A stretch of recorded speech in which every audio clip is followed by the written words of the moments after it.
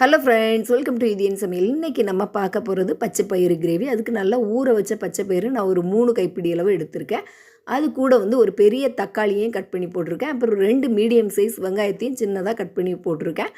இது கூட வந்து 1 டேபிள் ஸ்பூன் அளவு ஜீரகம், அப்புறம் நான் கொஞ்சமாக மல்லி இலை சேர்த்துருக்கேன். அந்த மல்லி இலை கண்டிப்பாக சேருங்க, அப்போ தான் நல்லா மணமாகவும் டேஸ்ட்டாகவும் இருக்கும்.